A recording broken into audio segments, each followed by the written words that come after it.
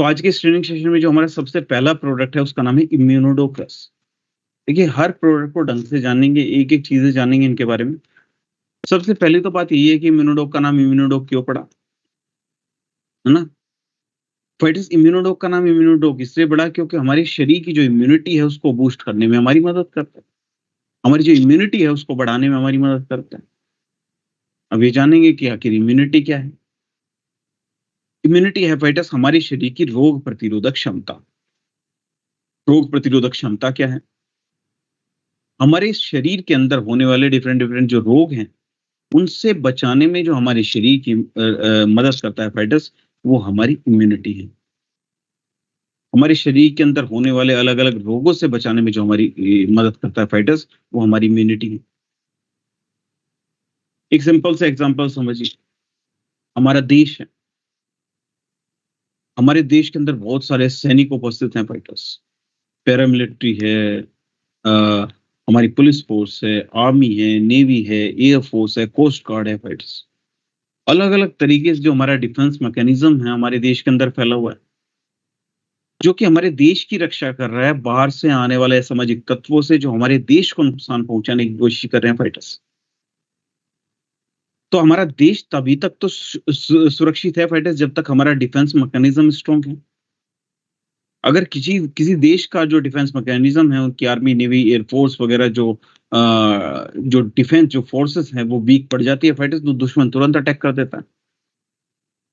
कहीं न कहीं देश को इम्पैक्ट कर देता है फाइटर्स। उसको हार्म कर देता है, उसको नुकसान पहुँचा देता है। उसी प्रकार से फाइटर्स अगर हमारे देश की हमारे शरीर के अंदर जो हमारे जो सैनिक हैं, एंटीबॉडीज़ जिनको हम बोलते हैं, अगर वो कमज़ोर पड़ जाते हैं, तो हमारे शरीर के ऊपर बाहर से आने वाले जो तत्व हैं, जो बैक्टीरिया हो गया, जर्म्स हो गया, वायरस हो गया, हमारे शरीर को इम्पैक्ट कर देते हैं फाइटर्स। हमारे शरीर को कमज़ोर करना शुरू कर देते हैं।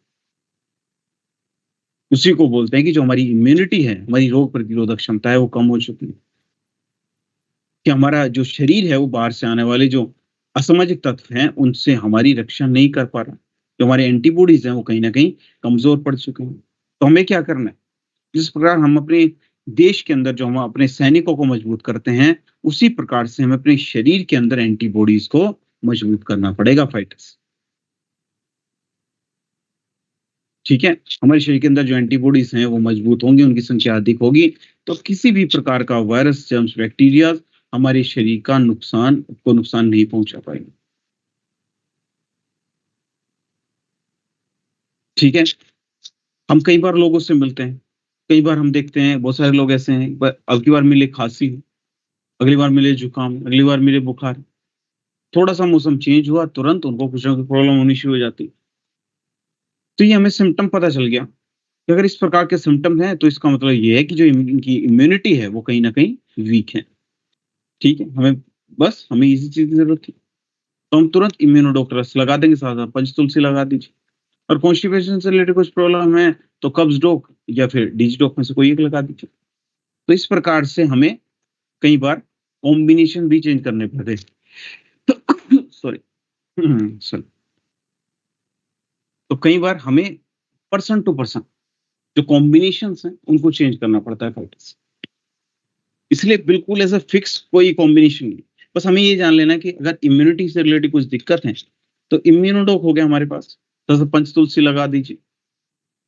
एक वीटाडोक या डे-लिफ्ट में से कोई एक लगा देंगे, है ना?